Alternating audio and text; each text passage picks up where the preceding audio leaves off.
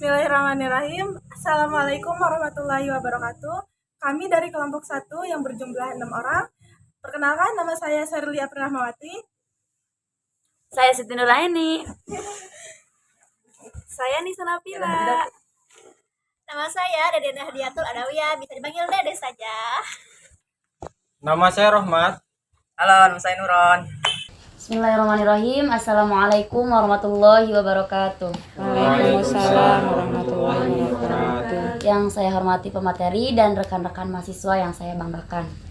Pertama-tama dan yang paling utama, marilah kita panjatkan puji syukur kehadirat Allah Subhanahu wa taala, dan tak lupa salawat beserta salam marilah kita sanjungkan kepada Nabi akhir zaman, yakni Habibina wa Syafi'ina wa Maulana Muhammad Sallallahu alaihi wasallam. Langsung saja, pada siang hari ini kita akan mengadakan kajian. Yang pertama pembukaan, yang kedua pemaparan materi, yang ketiga sesi tanya jawab, dan yang terakhir penutup. Langsung saja untuk membuka kajian pada siang hari ini, marilah kita membaca basmalah. Bismillahirrahmanirrahim. Dan yang kedua pemaparan materi dengan judul Menata Umat dan Merekat Bangsa, Peran Matlaul Anwar dalam Percaturan Dunia, yang akan disampaikan oleh pemateri. Waktu dan tempat dipersilakan. Iya, terima kasih. Assalamualaikum warahmatullahi wabarakatuh. Waalaikumsalam warahmatullahi wabarakatuh. Perkenalkan, saya Eva Sutihat.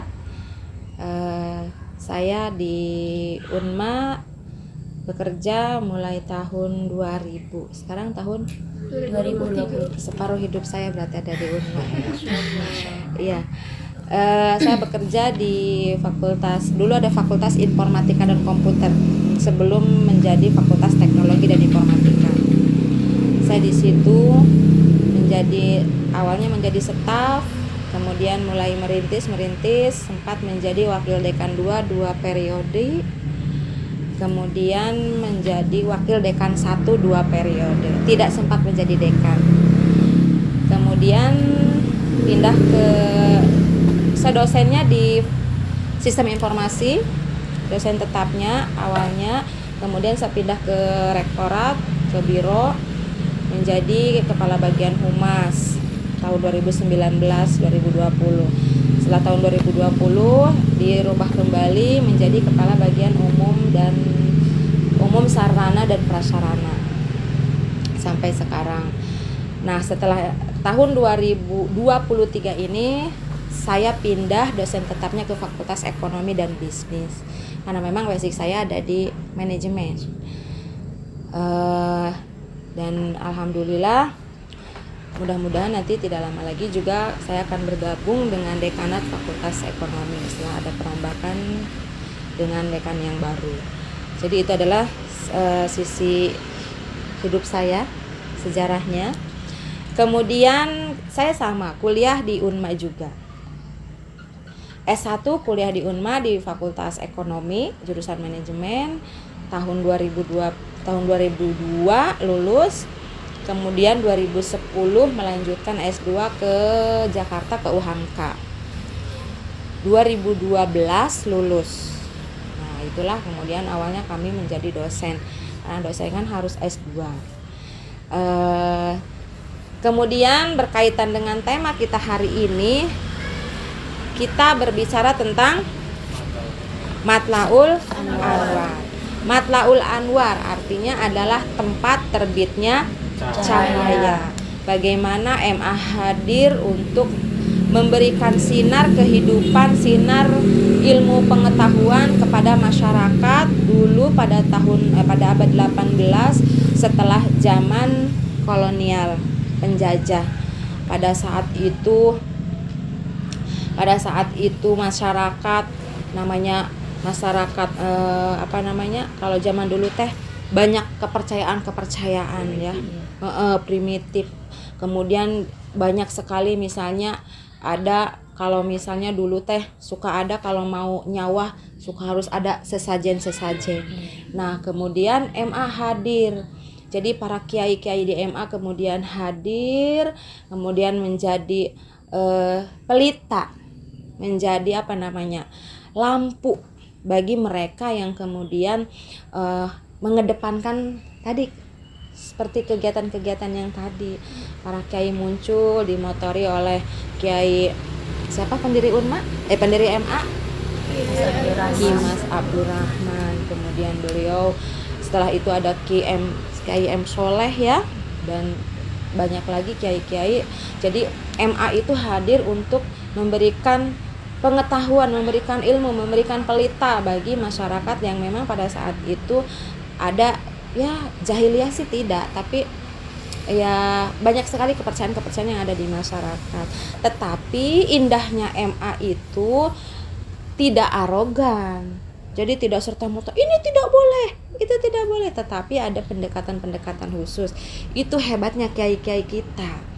Ya, jadi walaupun misalnya ada di daerah sini suka misalnya ada yang mau nyawah aja, kan kalau nyawah itu mipit misalnya harus ada sesajen ya. Mipit itu apa mipit? Mipit apa tuh orang Pasir Durum? Metik padi, mipit gitu ya. Pakai alat yang begini bentuknya nih. Jadi digini, serk etem kalau bahasa Sunda mah.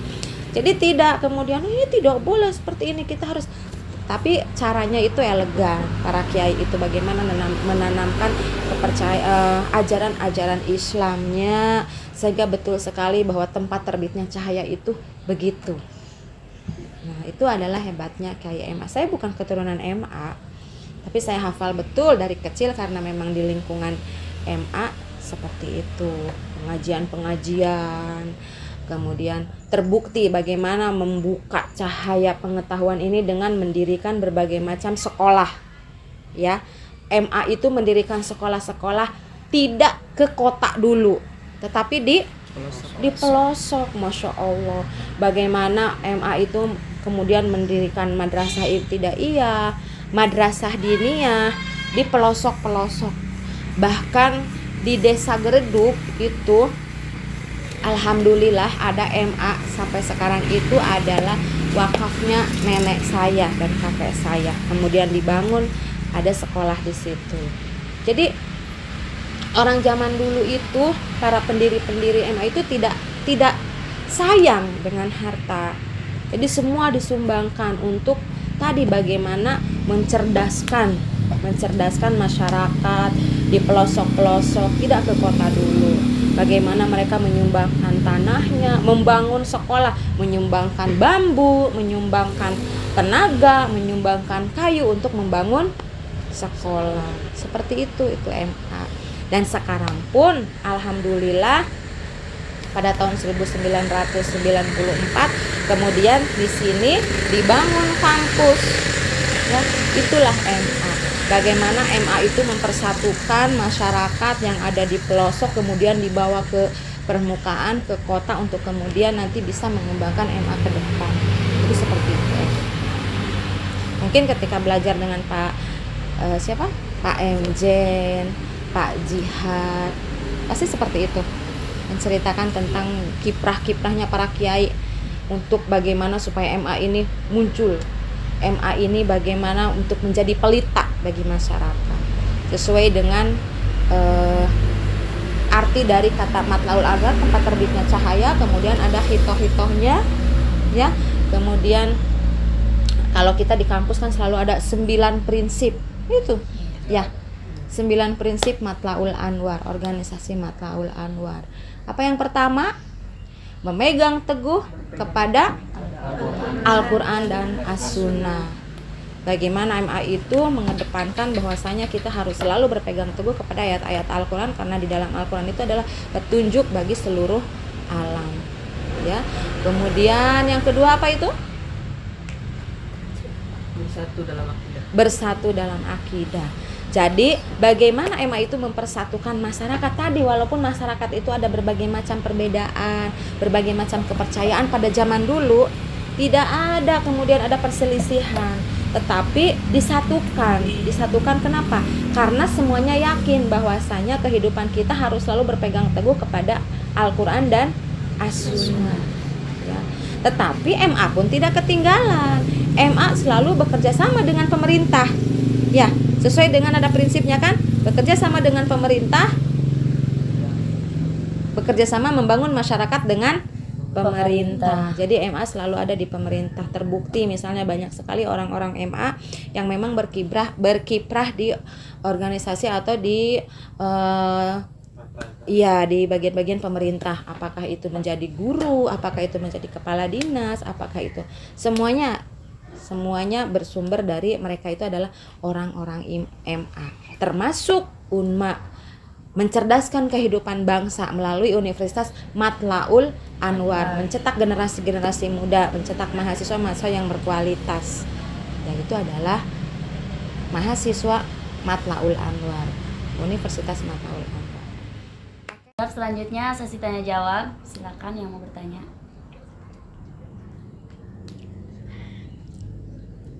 Kenapa ya? Bu mau tanya. Iya.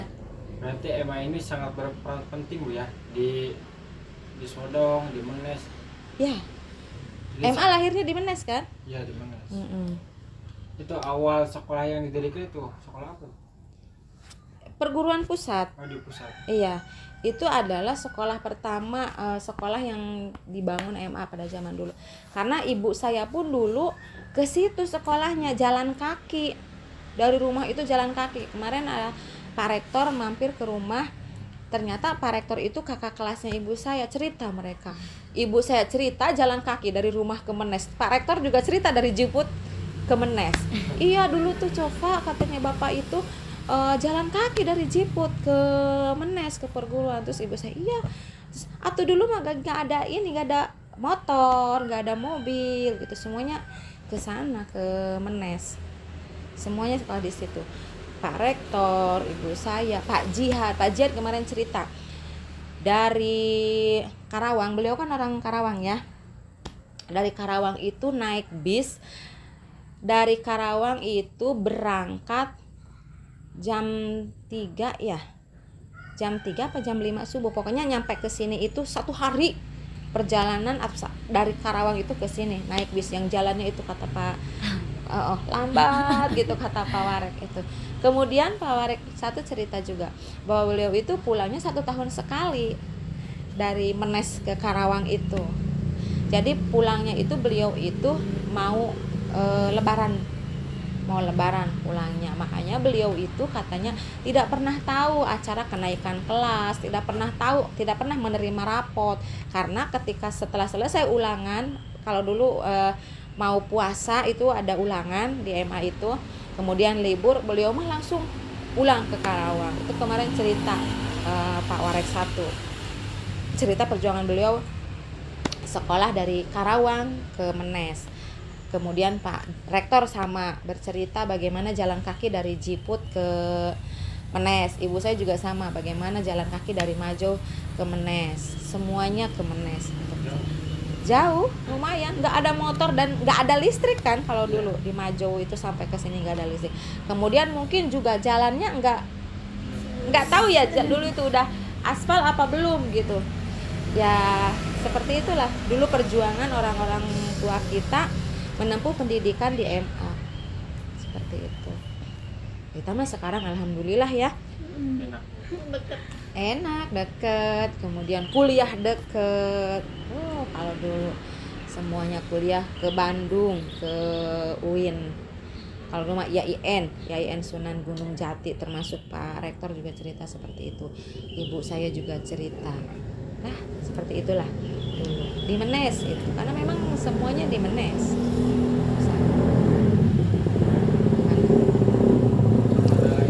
Atau mungkin ibu-ibunya dulu sekolahnya di mana?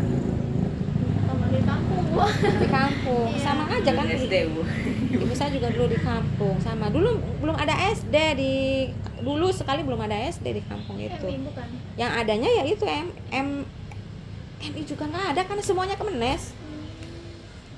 Kalau bapak saya ke SD Saketi. SD paling duluan, SD pertama kali dibangun itu satu-satunya di Saketi, SD Saketi. Ya, bapak saya jalan kaki juga. Jauh jalan kaki juga dari Pamatang, dari Mekarwangi ke SD Saketi. Jadi semuanya itu dulu berjuang bagaimana mendapatkan mencari ilmu ke MA itu ke pusat. Jadi banggalah kalian. Alhamdulillah. Ya, mudah-mudahan nanti ilmu-ilmu yang kalian dapatkan bisa bermanfaat ya. Ya, pertanyaan selanjutnya. Ini mau tanya Bu, kan tadi ada 9 prinsip dalam organisasi Mataul Anwar. Nih, jika ada prinsip tersebut tidak sesuai dengan masyarakat, bagaimana peran Mataul Anwar terhadap masyarakat tersebut Bu? Oh, tadi itu kan MA mah mendekatinya kan dengan halus ya, tidak frontal. Jadi kalau ada masyarakat yang kemudian tadi semacam dulu memiliki kepercayaan yang aneh, bagaimana kemudian pelan-pelan dimasukin ke situ, kiainya ke situ main, ngobrol, ikut apa aja di situ. Ikut berumah tangga lah di tempat itu sambil kemudian mensyiarkan ajaran-ajaran Islam. Seperti Jika itu. orang-orang tersebut tetap tidak mau gimana?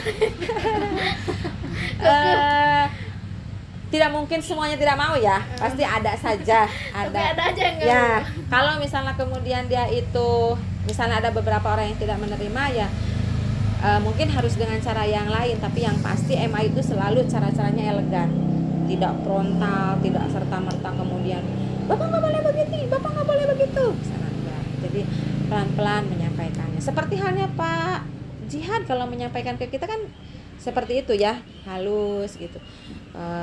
Nanti kata Pak Jihad teh, udah bagaimana dulu Rasulullah berjuang begini, kadang seperti itu menyampaikannya. Bagaimana membuat kita kadang menjadi merasa malu kadang kalau misalnya lagi curhat gitu dengan Pak Warek satu ya. Pak Warek satu langsung, dulu sahabat Nabi itu begini-begini gitu.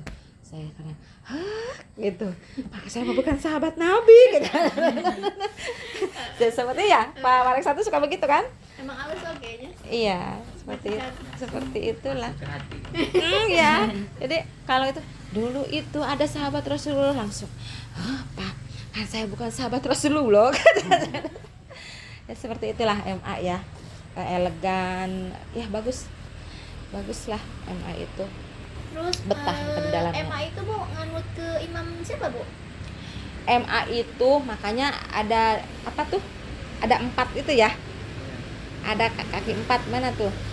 Gelombang air. Itu adalah MA itu tidak kemana-mana tetapi ke empatnya mangga. Jadi tidak misalnya MA harus ikut madhab Syafi'i, MA harus ikut madhab Hanafi. Oh jadi gabungan semua Ya. ini Bu. Iya. Enggak, maksudnya Tidak mendoktrin kita harus ikut ke madhab Syafi'i, kita harus ikut ke madhab Hanafi, tetapi mangga dipersilahkan kepada seluruh masyarakat. Tidak, MA itu tidak seperti harus ke sini, harus ke situ. Tidak bertumpu kepada satu mazhab. Seperti itu. Yang pasti MA itu adalah ahlus sunnah wal Iya benar. jamaah. Gitu ya? Iya. Gimana? pertanyaan lagi. Ada yang masih mau bertanya? Iya, mangga. Kan izin bertanya Bu ya. Kan Mataul Anwar ini bergerak di Pendidikan dakwah. ya bidang 3 bidang ini, sosial, pendidikan dan dakwah. Apa hambatan yang selama hambatan itu yang 3 itu? Apakah ada polemik gitu? Oh begitu. Yang saya amati ya,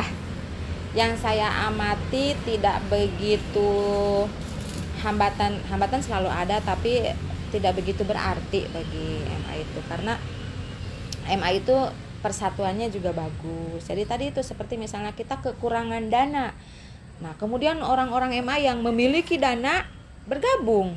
Oh ini saya punya sekian, akhirnya kemudian tujuan itu terwujud.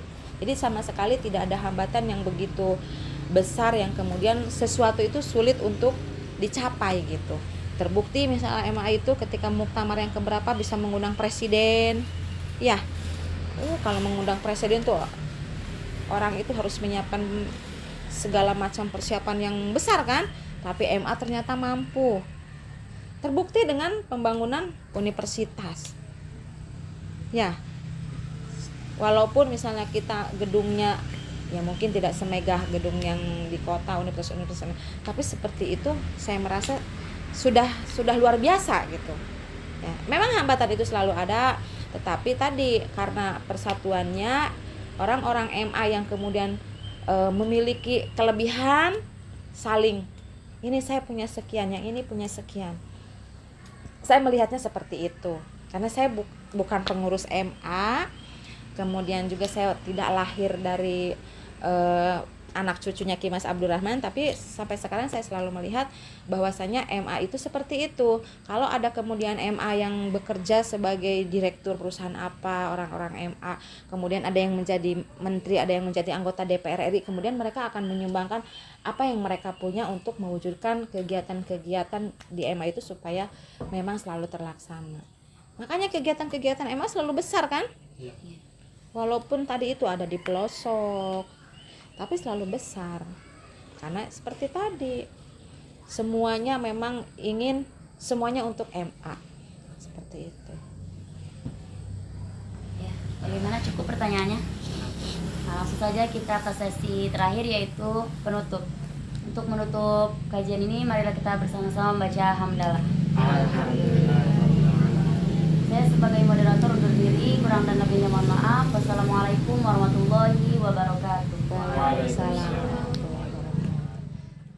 Baiklah, di sini saya akan menyimpulkan dari diskusi yang tadi kita dengar dari Ibu Eva Sutihan yang menjelaskan bahwa tentang sebuah organisasi masyarakat, yaitu Matlaul Anwar. Nah, di mana Matlaul Anwar adalah organisasi masyarakat ya yang datang ketika masyarakatnya itu banyak yang mempercayai hal tahayul, hal sesajen seperti itu yang bisa disebut menyimpang dari agama gitu kan.